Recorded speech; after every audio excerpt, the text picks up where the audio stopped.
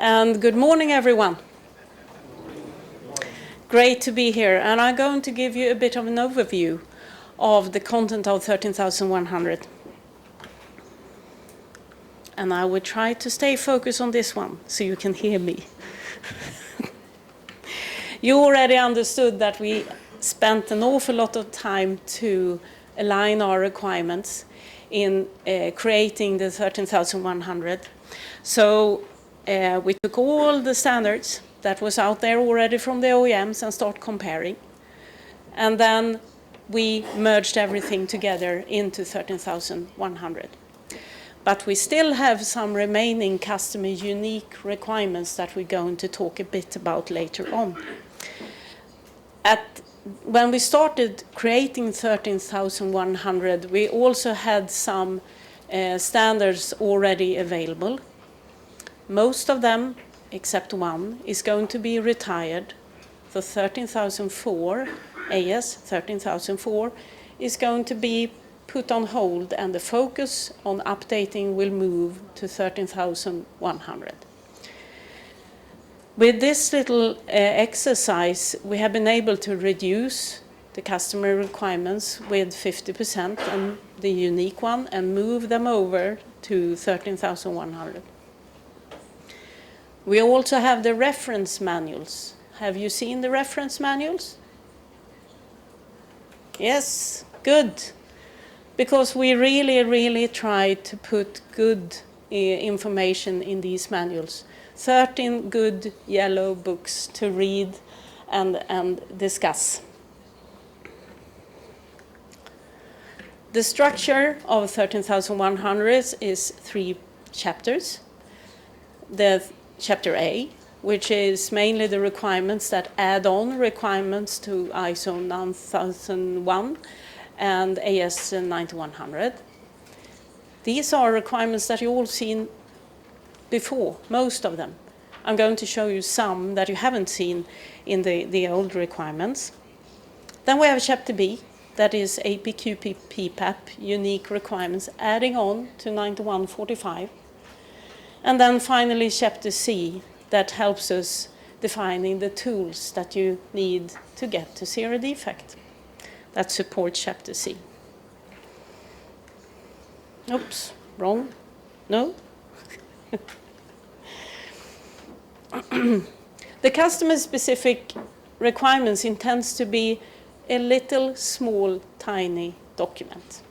That's the unique requirements. That should be asking for the compliance to 13100 and signpost some customer-specific documents. It could be forms or something that is unique.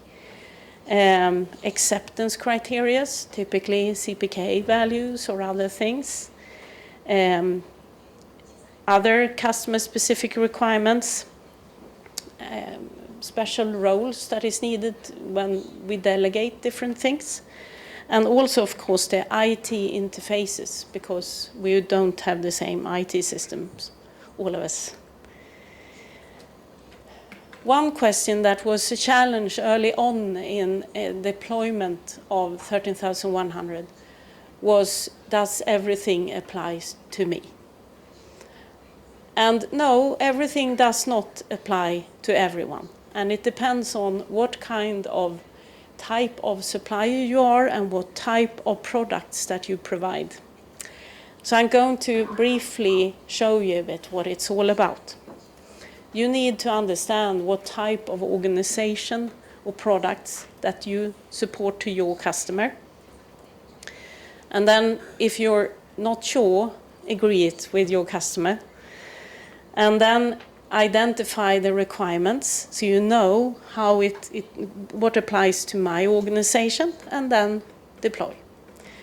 So an example, for instance, if you manufacture or assemble at least one part defined by the customer, you are probably a make to print. This could be that you manufacture to drawing, machining something, perhaps you're doing a forging or a casting. Then you're a make-to-print, a type 1 supplier. Going down the list, if you, for instance, produce raw materials like a bar or a sheet, then you're probably a type 5 supplier. So when you know what type of supplier you are, and you can read this table here in Appendix A, if I don't recall wrong. No, Appendix B in the standard. When you know this, you can go into Table 1 in 13,100. And where you have your little X's, that's the requirement that applies. Do you know what type of supplier you are? Okay. Let's see. Here is a slide opportunity again. Please use your phones or laptops and show me what type of supplier you think you are.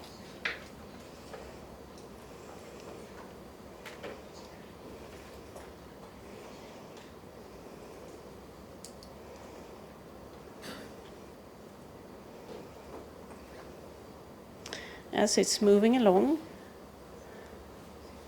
And I do believe we have IHI, a lot of IHI in the room. That is design manufacture. We are at Djäknegren too, in many cases.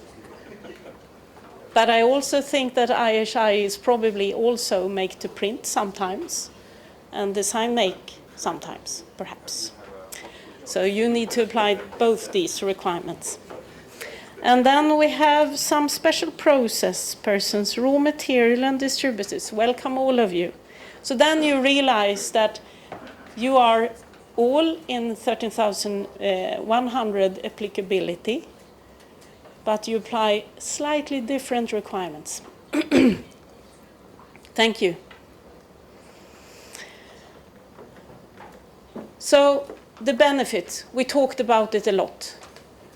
And so I will talk shortly about this, but it's all about being aligned. And I think it's worthwhile mentioning that before we started AESQ, I'm not sure that there were that many people from GE that read Safran requirements, or Pratt that was reading GE requirements. This AESQ gave us the opportunity to do that. So we do believe that we have brought a lot of value into this by aligning. Me representing Djäknegren Aerospace, working with all the OEMs, know that we have still a bit to go to align. Oops. No. Just a short presentation of the main thing that has changed since pre-13,100. You know that we have integrated the old standards, the AS13004, 3, and so on.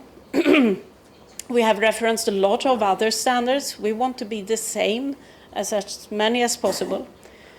We look for NADCAP accreditation.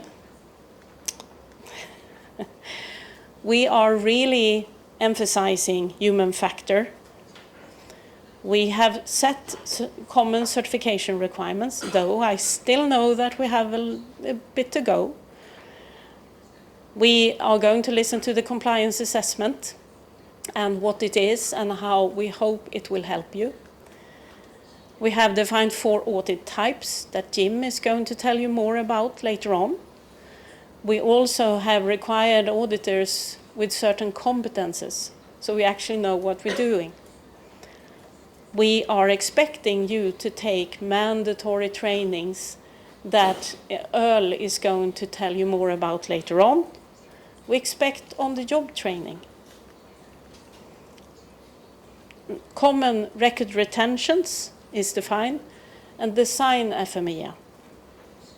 We are also emphasizing the need to control our suppliers in a better manner and have defined more requirements in that area.